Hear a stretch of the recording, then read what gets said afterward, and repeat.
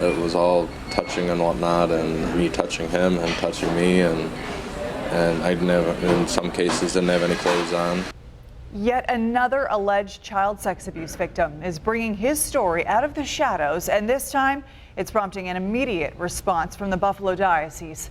Good evening. The diocese has suspended Father Dennis Riter after a weeks-long investigation by 7 Eyewitness News I-Team Chief Investigator Charlie Specht. But unlike many of the Western New York priests who stand accused of child sex abuse, Riter was active as of this afternoon. In fact, he had just presided over Palm Sunday services and probably would have been leading Easter Mass had it not been for an alleged victim opening up to Charlie.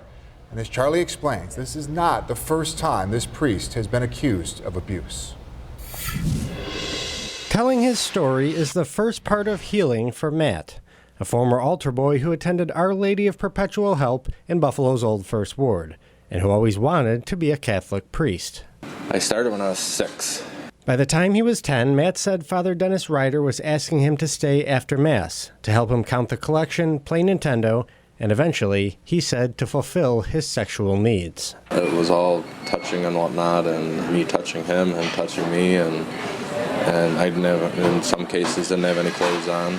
Too confused to tell his parents, Matt says he endured 3 years of abuse before he was strong enough to say no. You're young and you feel in a safe environment. In 2007, Matt confided in his aunt, who took detailed notes of the conversation. I hugged him. He cried and cried.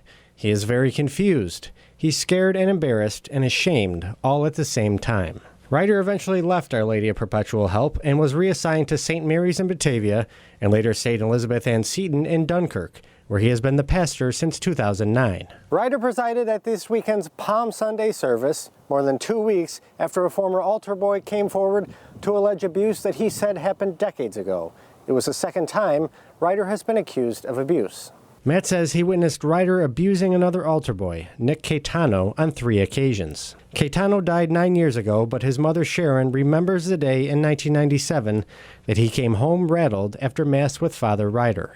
He says, I'm never going back there. And I says, Nick, you have to tell me what's going on. He says, Ma, he went underneath my robe and tried to play with me on the altar during Mass.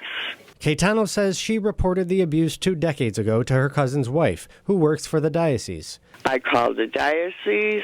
I said, something's got to be done, and nothing happened. 7 Eyewitness News contacted the employee, who had no recollection of the conversation.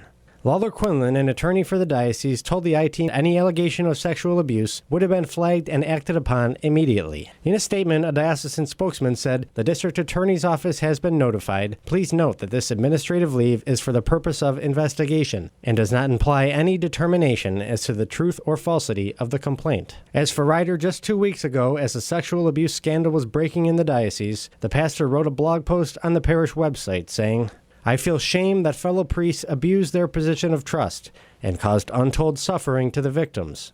No matter what, the safety of children must be our first consideration. Matt says the experience with Father Riter scarred him, but he won't let it define his life. I'm at a good point where I just want this chapter to kind of close, where I can be done with it, tell my story, and move on. Well, our I-Team investigation continues right now on our WKBW app. Our digital story includes more from Charlie's interview with the alleged victim and a detailed timeline showing where and when Father Riter served in the Buffalo Diocese. And if you are a victim of clerical sex abuse and want to share your story, you can call our I-Team tip line. It's at 716-840-7750. You can also send us an email at iteam@wkbw.com.